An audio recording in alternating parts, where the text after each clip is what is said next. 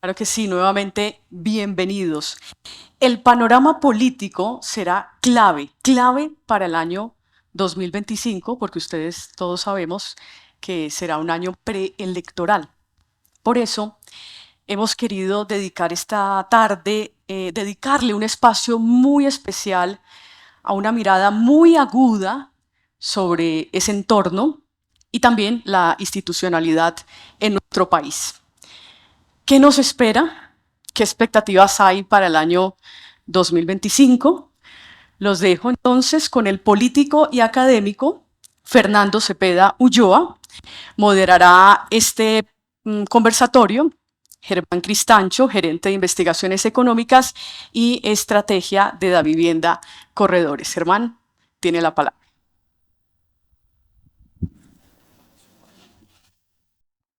Bueno, pues muy buenas tardes a todos. Yo aprovecho mientras el doctor Cepeda nos acompaña para agradecerles por habernos aceptado esta invitación esta tarde.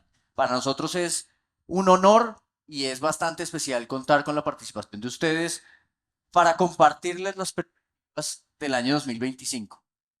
Es un reto, sin duda es un reto, y uno de los retos que enfrentamos nosotros es el tema del cual vamos a hablar, el factor político, en el cual todos ustedes nos hacen preguntas todo el tiempo y que está muy inmerso en todas las conversaciones de cara al panorama.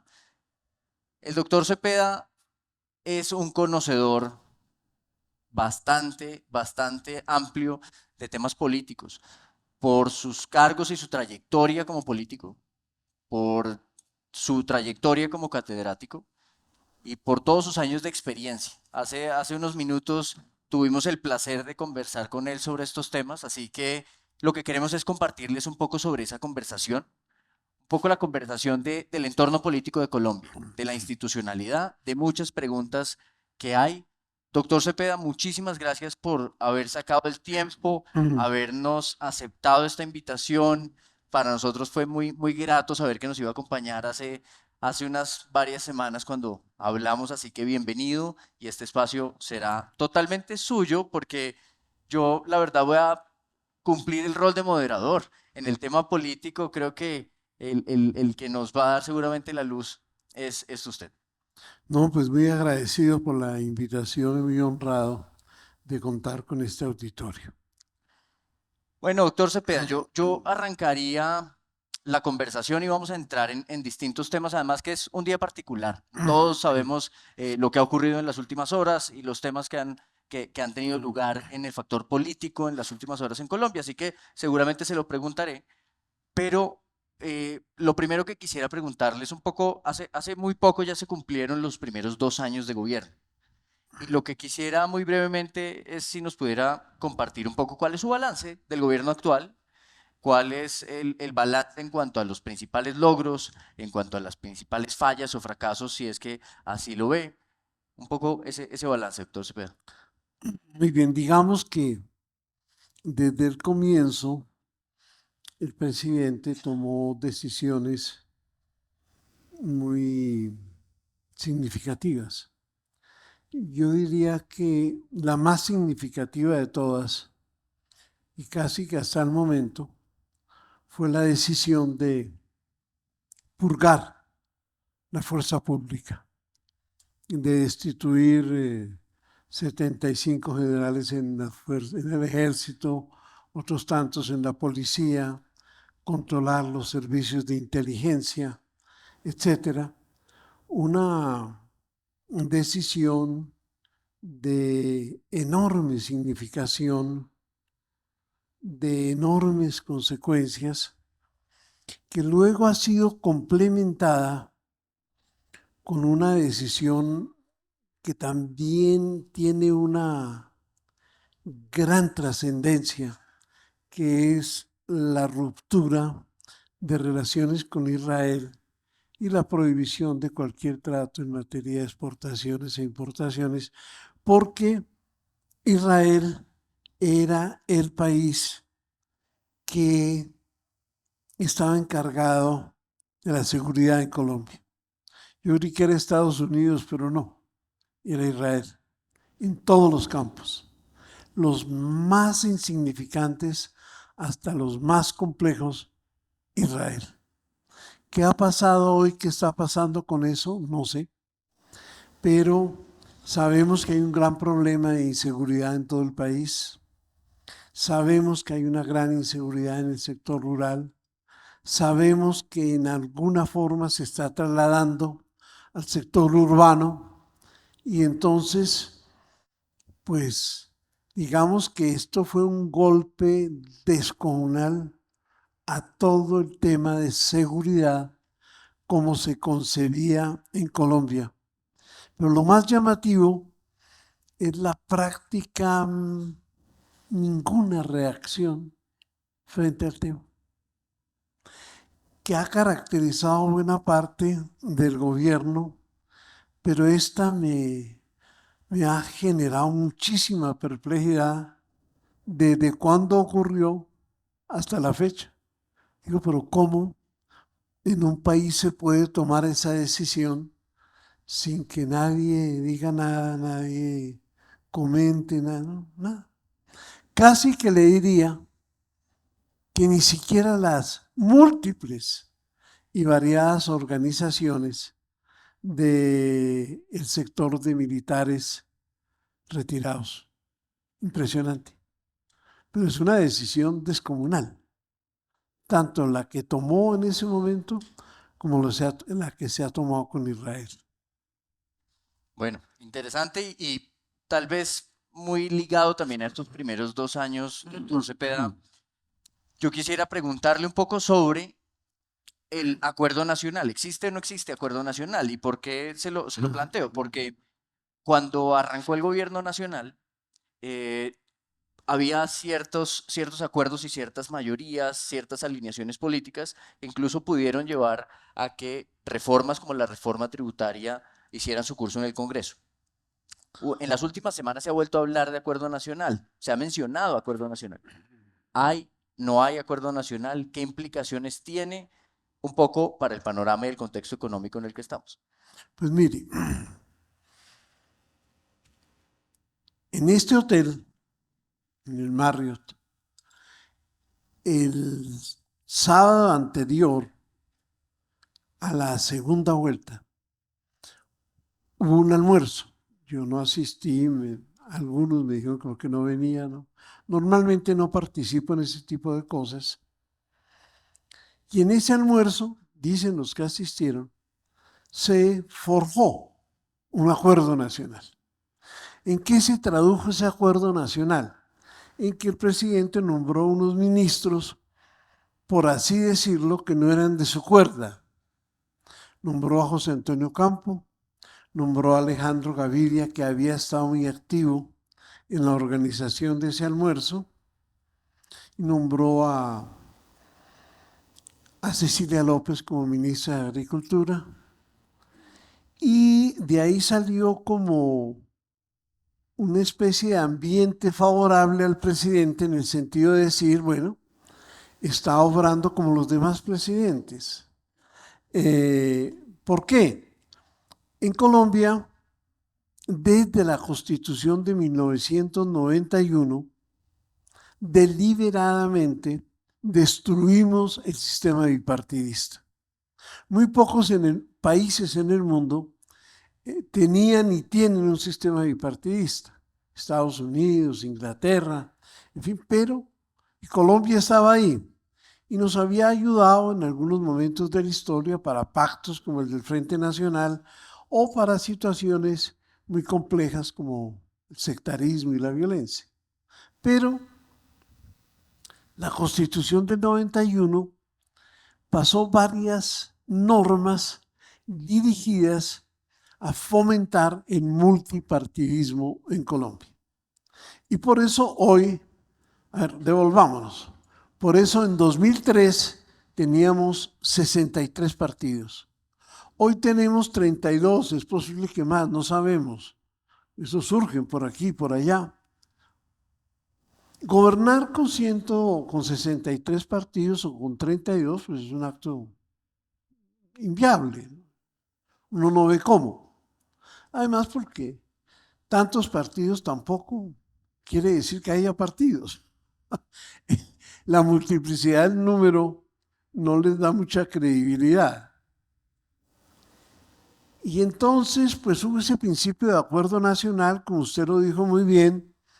Eso permitió, particularmente por la actividad del ministro Ocampo, permitió que se aprobara pues, el Plan Nacional de Desarrollo, el presupuesto nacional, la reforma tributaria que usted mencionó, en fin, un mejor ambiente en el Congreso y en general en el país.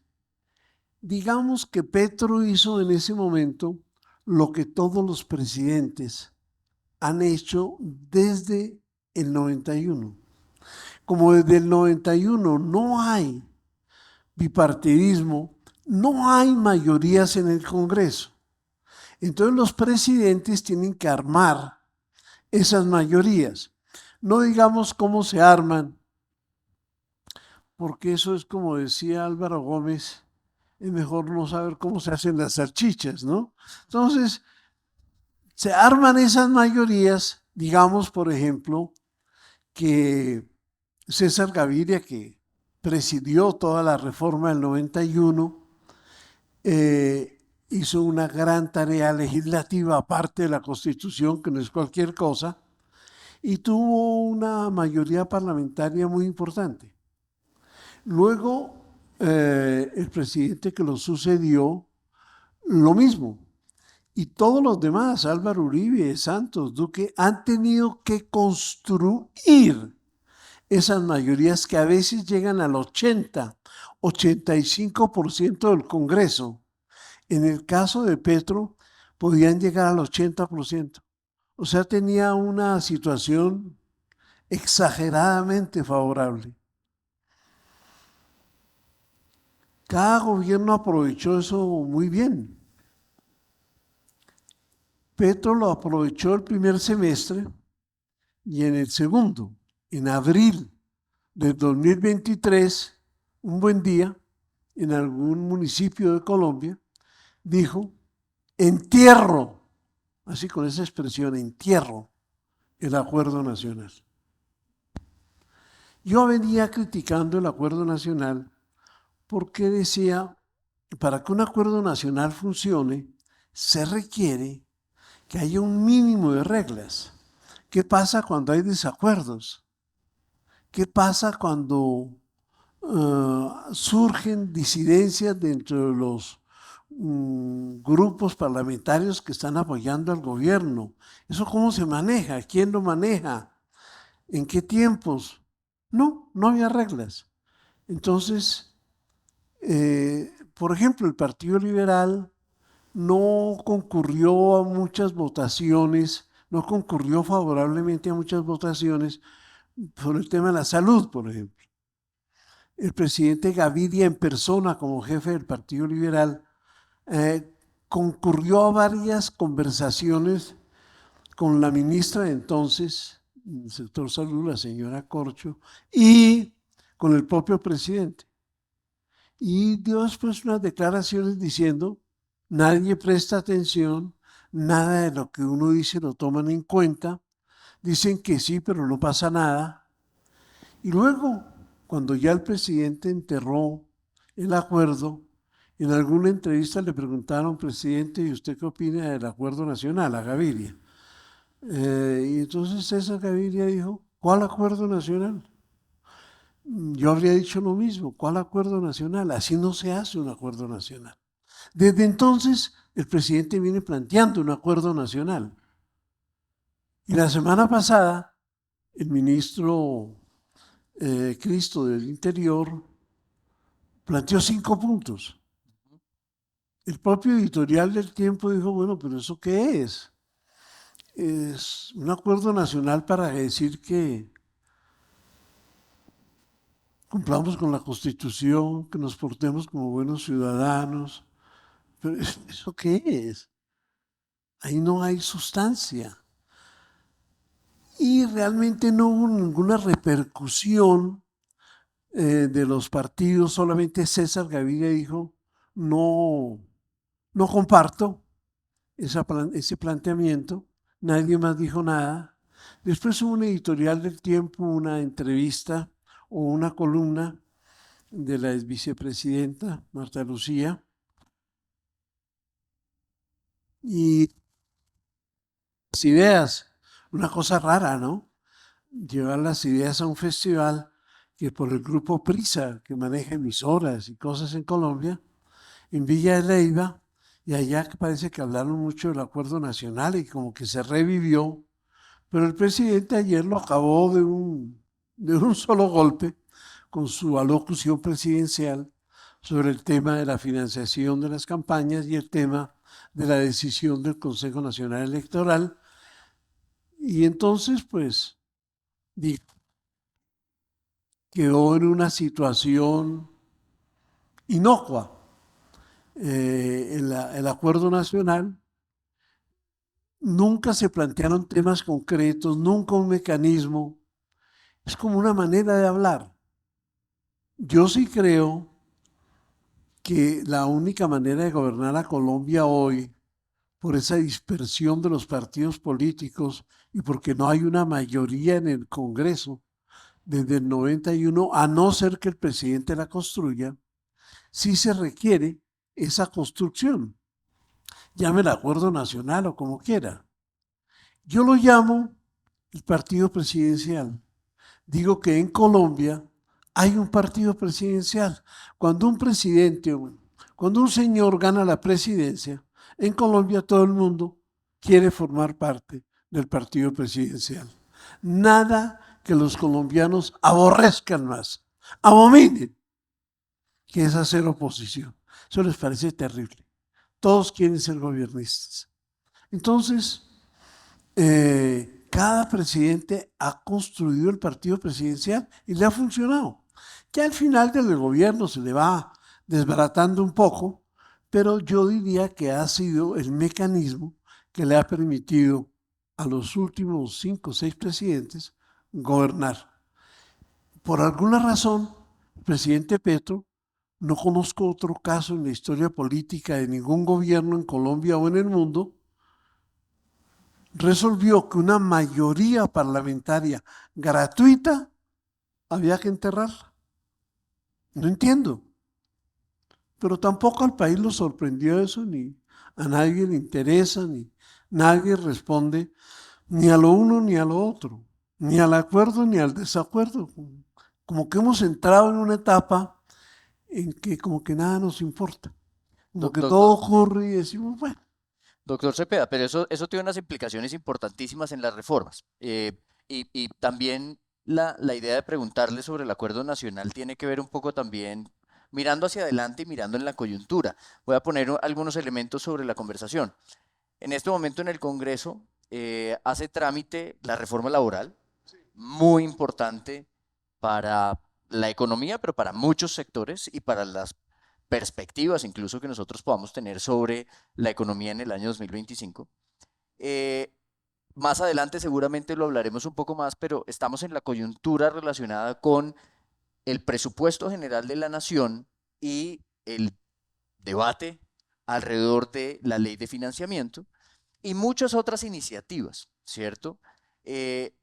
Dicho eso, desde ese punto de vista, de ese acuerdo que debería tener en el Congreso y que deberían darse ciertas mayorías, ¿usted cree que existen, no existen y eso hace que estos proyectos legislativos tengan cierto rumbo fácil en el legislativo?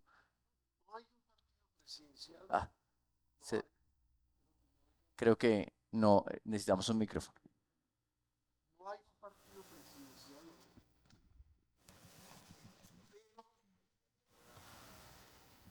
Gracias. No hay un partido presidencial hoy, entonces no hay mayorías en el Congreso, entonces no hay gobernabilidad democrática, el presidente no tiene gobernabilidad, puede presentar todos los proyectos de ley que quiera, ayer presentaron una reforma a la justicia, eso no tiene viabilidad, no tiene, porque no hay mayorías. Hay una actitud más pro gobierno en la Cámara. y ahí logran, como en la reforma laboral, avanzar. Pero una vez que llega al Senado, eso muere, como murió el presupuesto en el Senado.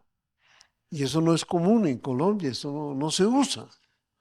Pero bueno, la propia Constitución dice que si no se aprueba, el presidente lo saca por decreto.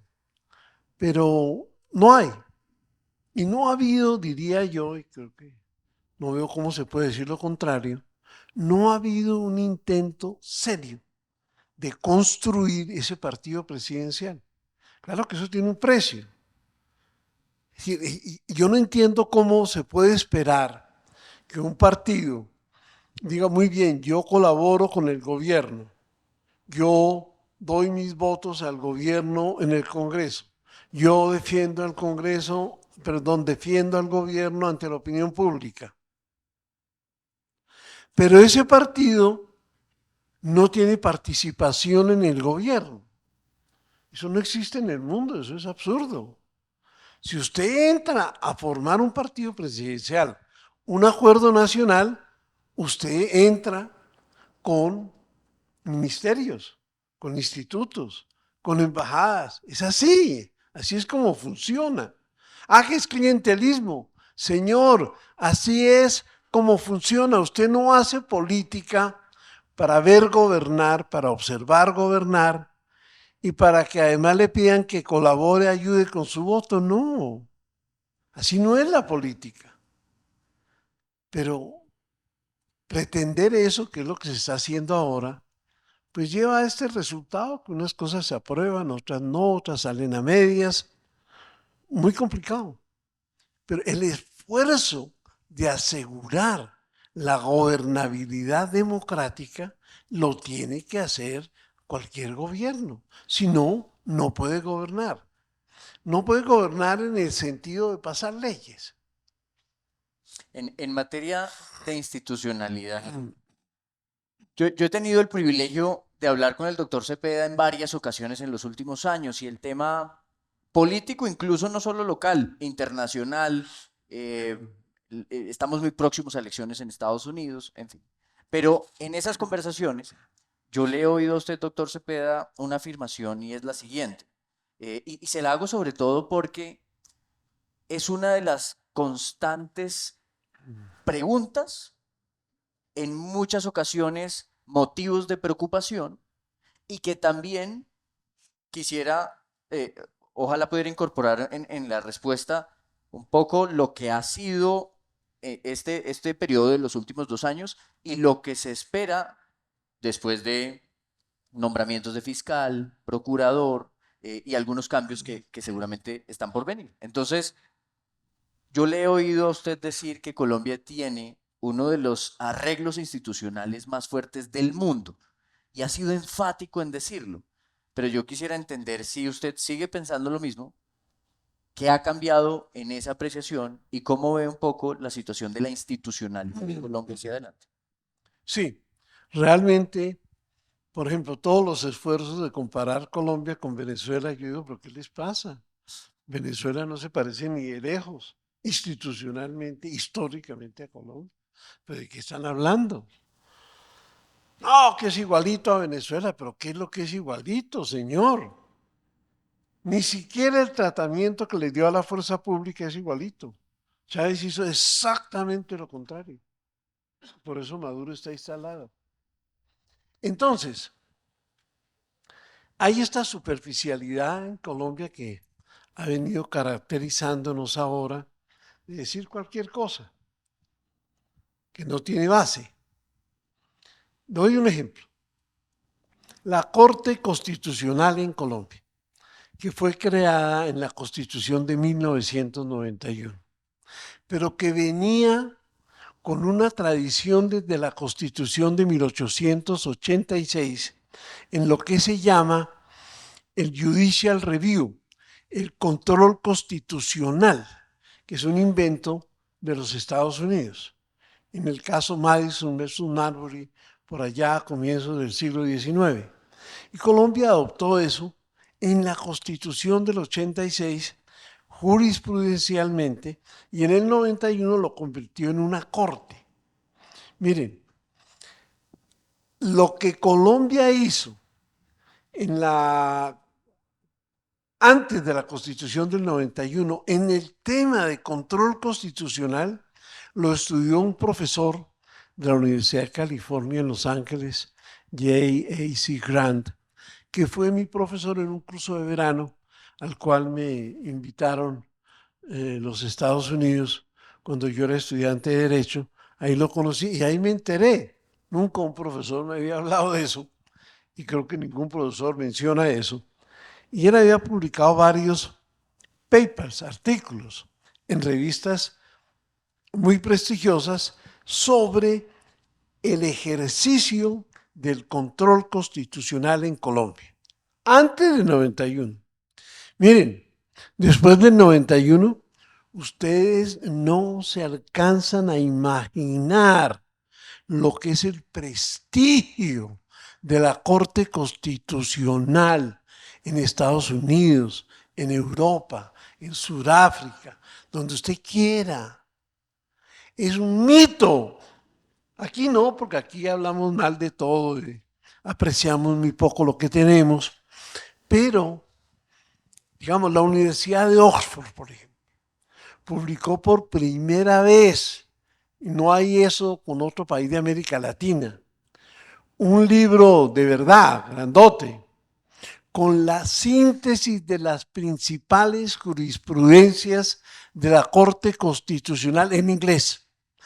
Y ese libro trae varias frases en su introducción y en la contracarátula del decano de la Facultad de Derecho de Harvard, de la Facultad de Derecho de Yale, del decano de la Facultad de Derecho en Francia o en Inglaterra, diciendo, por fin hay un libro que nos permite enseñarle a nuestros estudiantes la jurisprudencia más avanzada que hay en materia constitucional, que es la de la Corte Constitucional en Colombia. En Colombia no han mencionado el libro ni cuando salió, ni después, ni nunca. Ni más faltaba. No. No se vende en las librerías en Colombia, pregunten por él. Es impresionante esto. Pero los datos que yo recibo, y tengo información privilegiada sobre el tema por obvias razones, es algo que es desconcertante sobre la admiración y el prestigio de la Corte Constitucional. Con ese solo bastaría como fortaleza institucional. Y fíjese que es lo que en este momento nos está resguardando en muchos temas y nos va a seguir resguardando. ¿Ve usted algún riesgo ahí? Es decir, Ninguno. dada la carga que ha tenido. Nada. Lo que ha escrito Vargas Lleras sobre el tema, que el año entrante ya Petro controla porque tendrá 5 magistrados y da los nombres. Totalmente equivocado.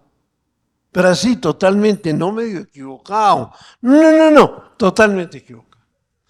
Y creando un pánico que no se debe crear, porque decirle a uno que Petro pasa a controlar la Corte Constitucional, pues es realmente como para hacer maletas. No, eso no es así, no va a ser así. Las otras instituciones, digamos la Procuraduría, yo soy muy crítico de la Procuraduría, pero digamos, el nombramiento del Hash ahora, que no, que el presidente lo presentó y ya, ganó. Como ustedes saben, hay una terna. Lleva un nombre que presenta el Consejo de Estado, un nombre que presenta la Corte Suprema y un nombre que presenta el presidente. El presidente, después de que se conocieron los otros 2 nombres, presentó, pese a que había hecho una convocatoria y tenía como 30 nombres en la lista, presentó el del Hash, elige el Senado. El Hash lleva 12 años de secretario general del Senado, reelegido una y otra vez. Vaya, maneje usted los políticos de todos los partidos políticos en Colombia. Ay. Y vaya a que lo reelijan. ha mostrado una habilidad descomunal, eso no se puede negar, no se puede negar. Y antes había sido funcionario por 8 años, se conoce eso como la palma de sus manos. Claro, fue cuando el presidente anunció el nombre, en minutos, oigan lo que le voy a decir, en minutos, el Partido Liberal, el Partido Conservador, la U, Cambio Radical, anunciaron que apoyaban el nombre de Lazo. Yo digo que tenemos un procurador, que vamos a tener un procurador, ya está elegido, se posesiona en enero, que realmente ha llegado al cargo en unas condiciones que le dan independencia, que es lo que queremos y necesitamos de un procurador. Ustedes saben que antes de la Constitución del 91, el procurador dependía del presidente de la República. Por eso cuando el procurador Aramburu regañó al presidente Carlos Lleras Restrepo, porque en algún barrio de Bogotá, algún domingo, dijo unas cosas en contra de la NAPO en un proceso electoral. El procurador Aramburu le dirigió una carta diciéndole: señor presidente, con todo respeto y consideración, permítame decirle que usted no puede intervenir en política partidista, mucho menos en una campaña electoral, mucho menos contra un partido de oposición. De manera que le ruego no volverlo a hacer y de alguna manera rectificar lo que ha hecho. Respuesta de Carlos Lleras: era un funcionario dependiente. Claro que le presentó la renuncia. Señor, devuelvo su renuncia, lo felicito por la advertencia que me ha hecho, usted se ha comportado como corresponde y le agradezco mucho y el país se lo agradece. Hoy, cuando es independiente, el procurador, la procuradora, no dice nada cuando el presidente interviene en procesos electorales, como ha intervenido recientemente. Esto es increíble. De manera que son ejemplos de la fortaleza institucional de Colombia. Se pueden dar más. La del Banco de la República es impresionante y es la macroeconomía y es el valor del dólar y es la inflación y es, en fin, mil cosas.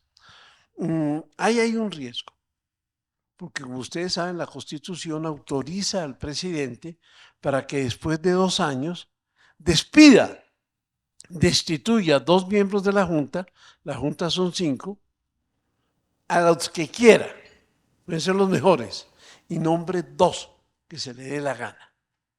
Eso lo tiene que hacer ahora. Arrancando el 2025. Gracias. Entonces, ahí hay riesgos. Cualquier miembro que renuncie, por ejemplo, crea una dificultad descomunal. Pero hasta ahora el Banco de la República ha jugado un papel muy serio, muy respetado en Colombia y fuera de Colombia. Yo quiero invitarlo a que hablemos un poco del 2025 y pensando justamente en esto que estamos hablando, pero ojalá incorporando lo que ha ocurrido en las últimas horas, doctor Sí. Cepeda. Sí. Porque también yo creo que es valioso entender las implicaciones de lo que ha ocurrido en las últimas horas en Colombia y un poco cómo se ve el entorno político en estos próximos 2 años. ¿Usted cómo ve? Y sobre todo pensando en un año 2025, que como lo decía al principio, plantear las perspectivas económicas para el año 2025 y no reconocer que es un año preelectoral, pues tiene unas falencias importantes. ¿Cómo ve un poco ese panorama hacia adelante y con lo que ocurrió en las últimas horas en Colombia? Mire, yo he estudiado mucho el tema de la financiación de las campañas electorales, la financiación de los partidos y diría, es un poco menos pero muy importante, la financiación de los políticos. No me voy a referir sino a la financiación de las campañas. He escrito un libro sobre eso que publiqué hace unos 10 o 15 años, que es se llama Financiación de Campañas Políticas, publicado por Ariel, pero como si nunca lo hubiera publicado. Y luego lo mezclé con otros temas y publiqué este que se llama Narcotráfico, Financiación Política y Corrupción. Porque créanme que si algo ha venido destruyendo y erosionando la vida política colombiana, es la financiación de las campañas electorales, las presidenciales, las de gobernadores, alcaldes, concejales y diputados. En Colombia tenemos más de 127,000 candidatos para todas estas posiciones. ¿Quién financia eso? Se inventaron una gran mentira que es la financiación preponderante del Estado. ¿Qué quiere decir preponderante? 99%, 90%, 70%, 51%. Pero es que dejaron la tronera de que ayuden a financiar la campaña los que quieran. Y los que quieran en Colombia quiere decir el crimen organizado.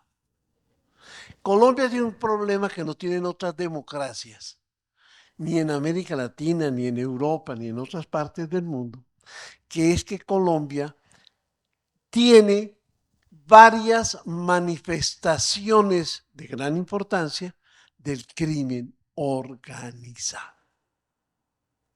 En primer lugar, el narcotráfico, pero usted siga. Está el crimen organizado relacionado con la minería, con el tráfico de mujeres, con el tráfico de órganos, con el contrabando. Si no tengo para qué adentrarme más en eso.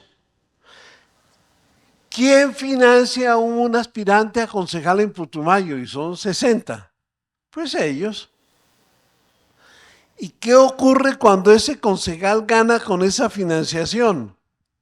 ¿Qué ocurre cuando el alcalde de un municipio en Vaupés, Putumayo, Caquetá, gana con esa financiación?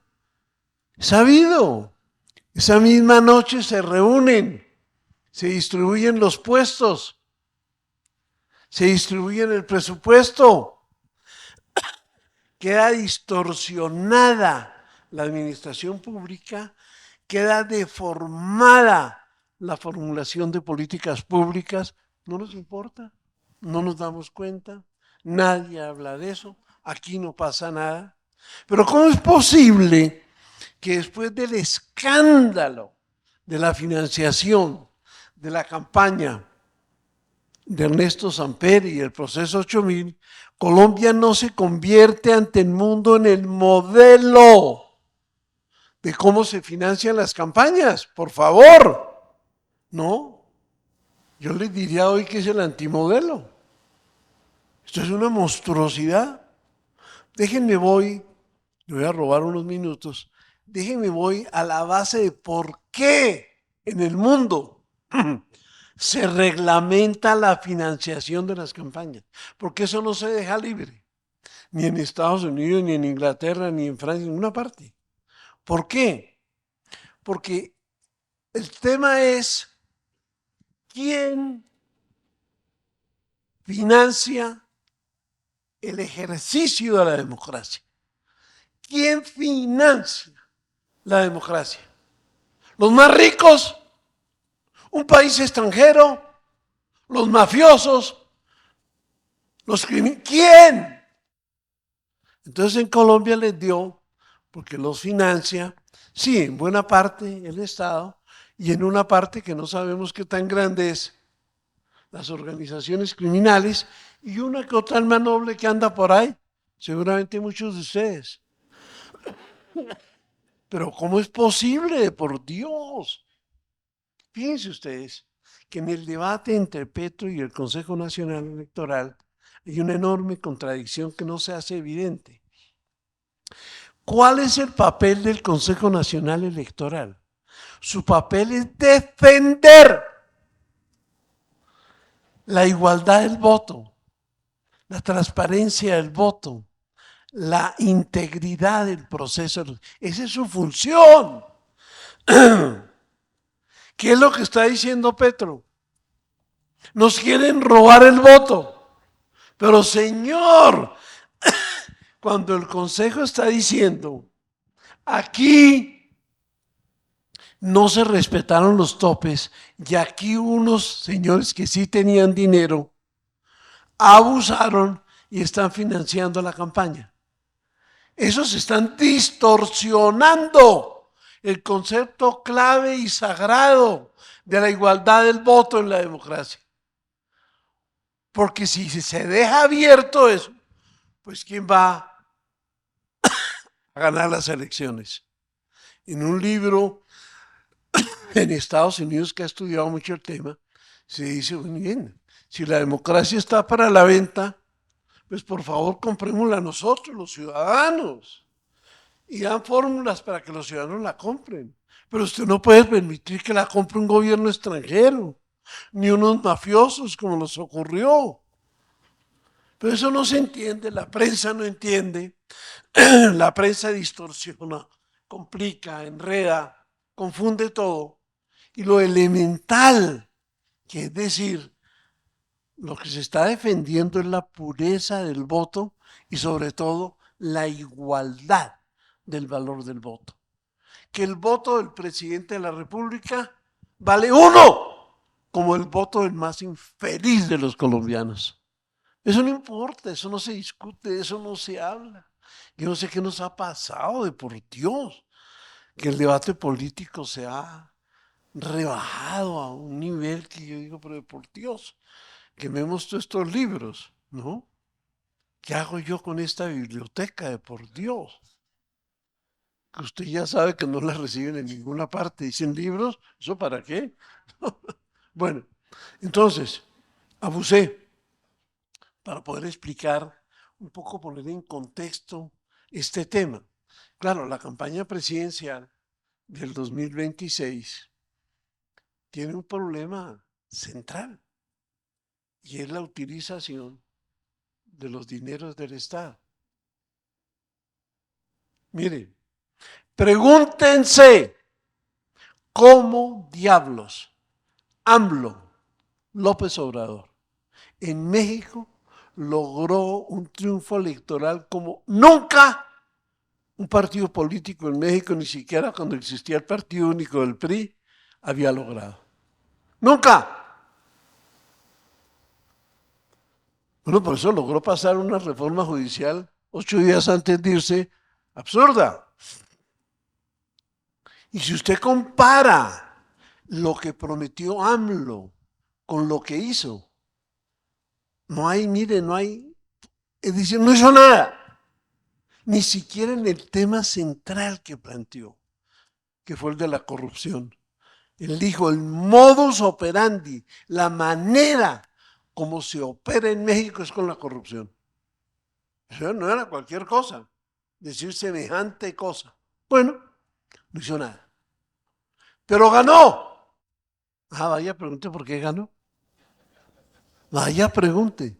Vaya, pregunte en qué está la inflación, el deseo. Vaya, pregunte. Eso no cuenta ya. Óigame bien. Eso no cuenta. Mire México. ¿Sabe qué contó?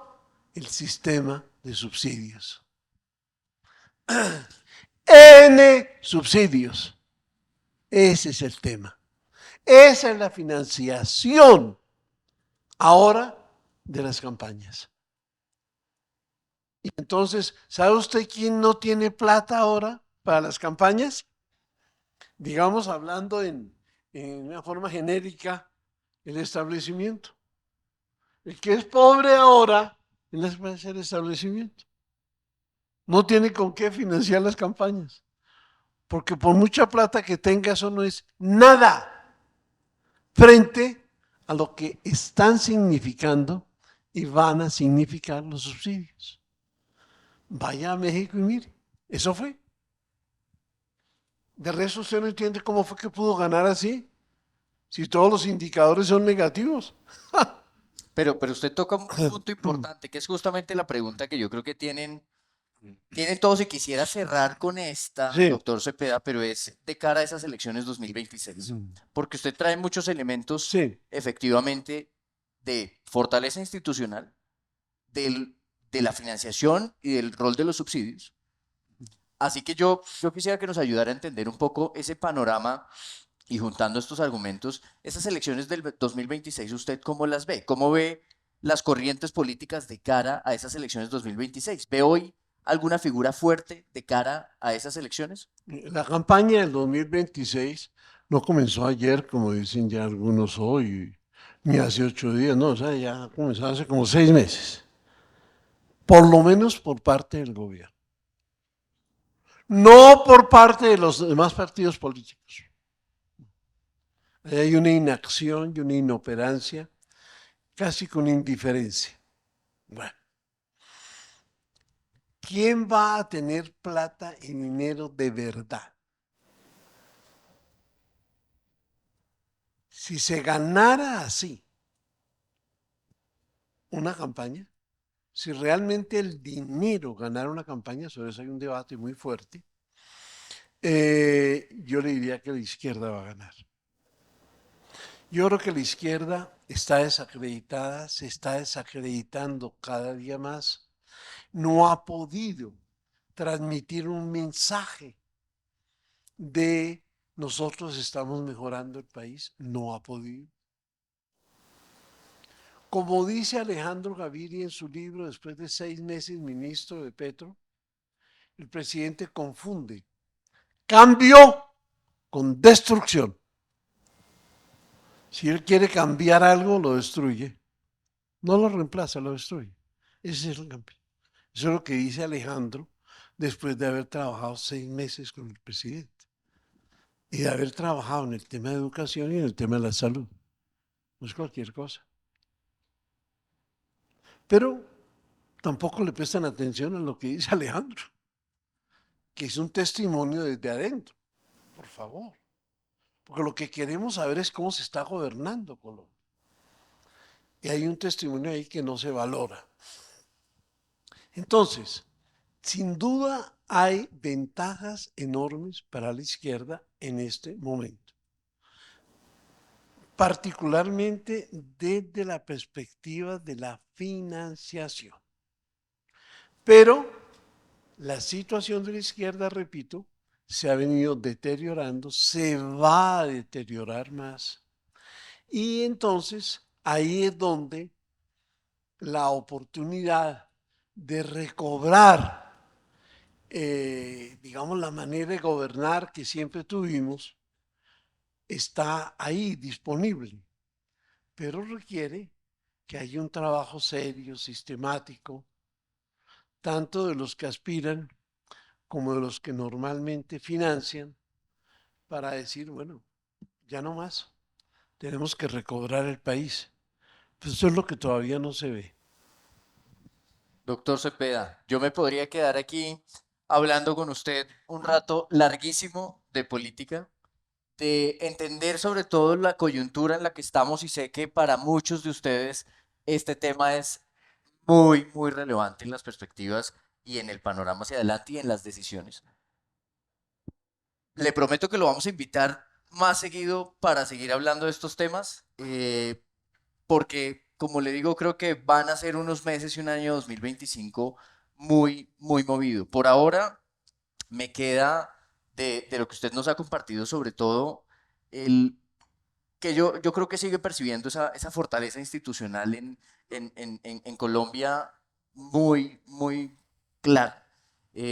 A todos ustedes lo que les invito es a seguir la agenda, es una agenda que hemos preparado muy especialmente para todos ustedes y más tarde vamos a terminar con un panel de sectores y de gremios muy, muy importante. Así que cierro este espacio político para continuar con el resto de la agenda de economía y de finanzas. Doctor Cepeda, muchísimas gracias por sus opiniones.